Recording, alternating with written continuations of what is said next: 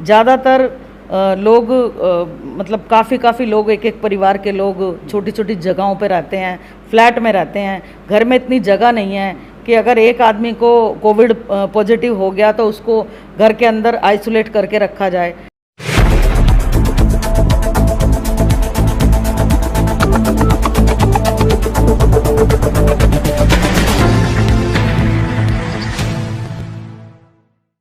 नमस्कार, मैं अब्दुल बासित, आप देख रहे हैं लास्ट लाइन न्यूज़। इस वक्त हमारी टीम मौजूद है पूर्वी दिल्ली के अंदर, जहां पर सुभाष मोहल्ले से जो है रेखा त्यागी जी निगम पार्षद हैं यहाँ पर। तो इनका जो है इस पेंडेमिक के अंदर जो है क्या काम चल रहा है, क्योंकि अभी जिस वक्त हमारी टीम यहाँ पर आई थी तो ये लोग जो कोई कोविड सेंटर का जो है उद्घाटन करके लौटे थे। तो हम जानने की कोशिश करेंगे इनका काम कैसा चल रहा है, वहाँ पर क्या व्यवस्था करी गई। तो सिलसिलेवार तरीके से हम इन्हीं से बातचीत करते हैं। मैडम, स्वागत है आपका लास्ट लाइन में। जी, बहुत बहुत शुक्रिया जी कि आपने यहाँ तक पहुँच के और हमारी बातों को जनता तक पहुँचाने की एक कोशिश की है। अभी जब आप लोगों ने मुझे फ़ोन किया, आप लोग यहाँ आए, तो उस वक्त अंबेडकर कॉलेज है बाबरपुर विधानसभा का, माननीय मंत्री गोपाल राय जी की विधानसभा है ये। तो वहाँ मंत्री जी आए हुए थे, तो उसका उद्घाटन करने के लिए बेसिकली उसका काम तो काफ़ी दिन से चल रहा था, लेकिन कुछ ऑक्सीजन की जो बीच में प्रॉब्लम चल रही थी उसके रहते उसकी शुरुआत आज से करी गई है। तो वहाँ बेड लगाए गए हैं काफ़ी सारे, लगभग 150 बेड का वो एक तरह से आइसोलेशन सेंटर बनाया है। उसमें 100 बेड तो बिल्कुल ओके करके रेडी करके आज शुरू कर दिए गए। 50 बेड पे ऑक्सीजन का इंतज़ाम कर दिया गया है और जीटीबी हॉस्पिटल से उसको जोड़ दिया गया है। वहाँ की डॉक्टर की टीम भी वहाँ पर मौजूद थी। तो अच्छे से मतलब अपनी विधानसभा का जिस तरीके से अरविंद केजरीवाल जी पूरी दिल्ली का ख्याल रख रहे हैं, तो मंत्री जी को बार बार यहाँ से शिकायतें जा रही थी कि यहाँ ज़रूरत है एक इस तरह के सेंटर की, तो मंत्री जी ने उसकी शुरुआत करी है।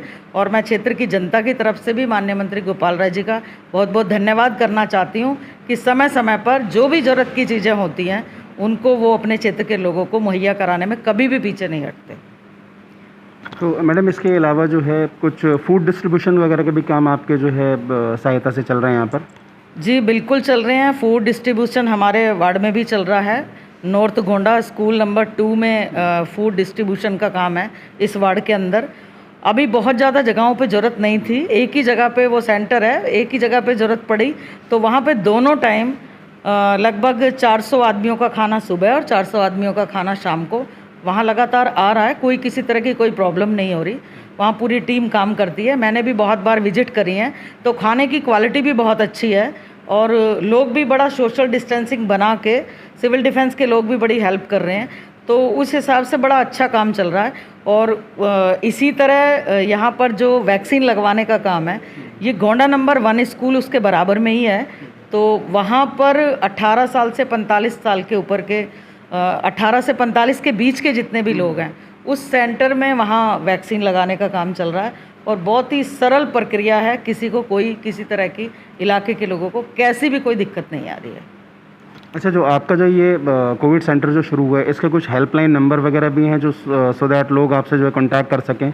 हाँ जी, हेल्पलाइन नंबर है, मैं अभी आपको बताती हूँ।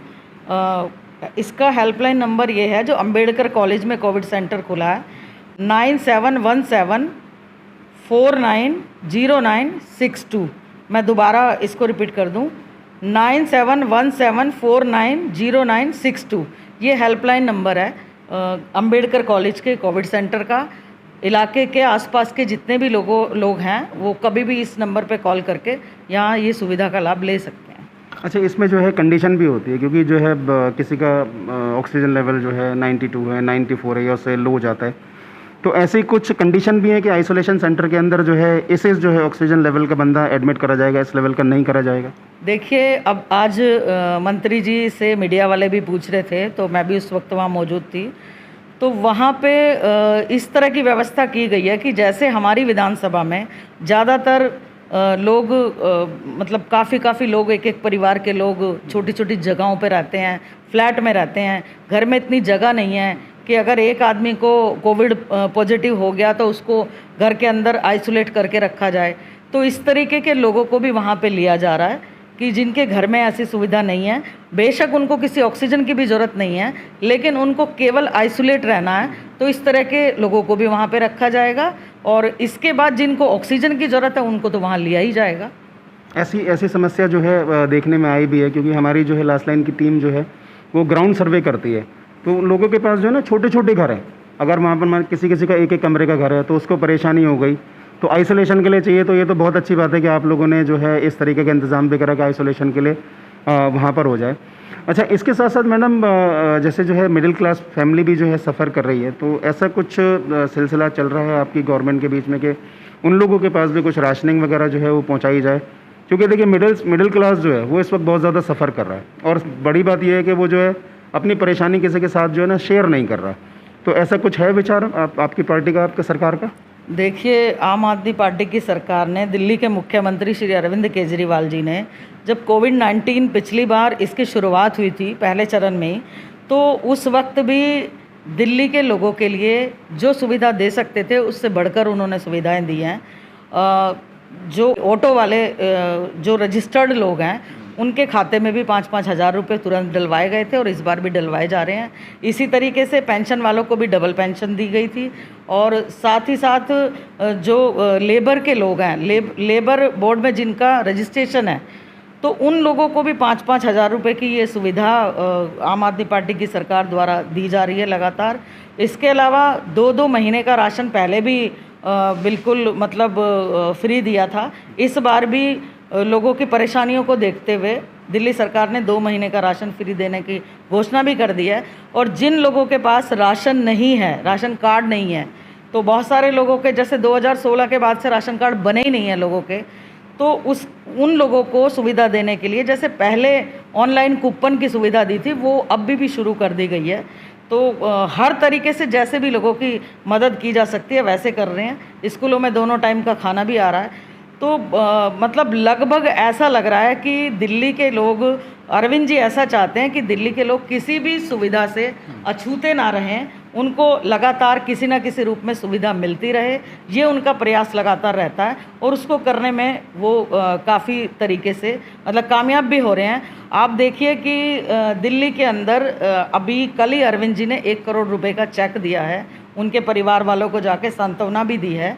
एक टीचर थे, उनकी डेथ हो गई थी, तो उनके परिवार को ये राशि दी गई है। तो कहीं भी किसी रूप में भी कहीं कोई कसर छोड़ नहीं रहे हैं। मेरा मानना यह है कि पूरे इंडिया की गवर्नमेंट के बारे में बात करूं तो किसी भी राज्य में जितना काम दिल्ली के अंदर अरविंद जी कर पा रहे हैं, इतना काम कोई भी राज्य, कोई भी सरकार इतना काम नहीं कर पा रही है। अच्छा, जैसे जो है एरिया के अंदर आपके सफाई तो है, इस पेंडेमिक के अंदर जो है एक सैनिटाइजेशन वगैरह की भी जो है ज़रूरत हो रही है, तो आपका सैनिटाइजेशन का भी प्रोग्राम चल रहा है यहाँ पर? लगातार दिल्ली का एक इकलौता ऐसा वार्ड है, मैं अपने मुंह से, आप मुझसे पूछ रहे हैं तो मियाँ मिट्ठू वाली बात हो जाएगी, लेकिन जब आप पूछ रहे हैं तो मुझे बताना भी ज़रूरी है कि मेरा पूरा चैलेंज है कि दिल्ली का इकलौता ऐसा वार्ड 48E वार्ड है कि जिसके अंदर इस वार्ड से ज़्यादा सैनिटाइजेशन किसी भी वार्ड में दिल्ली में नहीं हुआ। लगभग 6-6, 7-7 बार हर गली, हर मोहल्ला, और चौड़ी सड़कें तो डेली के डेली होती हैं, बड़ी मशीन के द्वारा बड़ी गाड़ी आती है, लेकिन मलेरिया डिपार्टमेंट के लोग इतनी मेहनत के साथ यहाँ पर काम कर रहे हैं इस वार्ड के अंदर कि बस मैं क्या कहूँ उनको, कि उनके पास इन्होंने ना दस्ताने दे रखे हैं, ना उनको कोई किट दे रखी है, ना उनको मास्क दे रखे हैं, उसके बावजूद भी अपनी जान पे खेल के और वो मलेरिया डिपार्टमेंट के पूरे लोग सैनिटाइजेशन का काम लगातार कर रहे हैं। मेंटेनेंस डिपार्टमेंट के लोग भी इसमें लगे हुए हैं। सभी लोग इसको बड़ी मतलब इतना काम मेरे वार्ड में हो रहा है कि मैं खुद कई बार शॉक्ड हो जाती हूँ कि कैसे इतना काम ये कर पाते हैं। पूरी मॉनिटरिंग मैंने पूरे टाइम अपने हाथ में रखी है, पहले से ही है, तो मैं खुद फील्ड में जा के इनको देखती हूँ कि कहाँ क्या हो रहा है। एक भी आदमी की कोई भी समस्या, पूरे वार्ड में आप घूम सकते हैं, आपको कोई ये नहीं कह सकता कि जी हमारे यहाँ सैनिटाइजेशन नहीं हुआ। चलिए मैम, बहुत बहुत शुक्रिया, आपने लास्ट लाइन के सामने अपने विचार रखे, बहुत बहुत धन्यवाद मैडम। आपका भी बहुत बहुत शुक्रिया कि आपने यहाँ आके और हमारी बातों को लोगों तक पहुँचाने का काम किया। बहुत बहुत धन्यवाद आपका। जैसा कि आपने देखा, हमारे साथ रेखा त्यागी जी थी, जो कि सुभाष मोहल्ला 48E से पार्षद हैं। इनसे हमारी बहुत सारे विषयों पे बातचीत हुई। खासकर आजकल हमारा जो विषय जो है इस पैंडेमिक के अंदर था कि भाई पार्षद जो है साहिबा जो हैं उनका जो है उनके वार्ड के अंदर क्या काम चल रहा है, या किसी को भी जो है बीमारी की वजह से कोई भी परेशानी उसमें काम चल रहा है या नहीं चल रहा। तो हम ये जान के संतुष्ट हुए कि मैडम का काम चल रहा है। कोविड का 150 बेड का इन्होंने बताया कि जो भी आइसोलेशन सेंटर इन्होंने शुरू करा है, सैनिटाइजेशन का काम भी प्रॉपर चल रहा है और आगे भी इस इलाके वालों को जैसे ज़रूरत पड़ेगी तो इलाके वालों के लिए काम के लिए ये अग्रसर रहेंगी। तो आज के लिए बस इतना ही। कैमरामैन मुन्ना भाई के साथ मैं Abdul Basit, last line news, Delhi.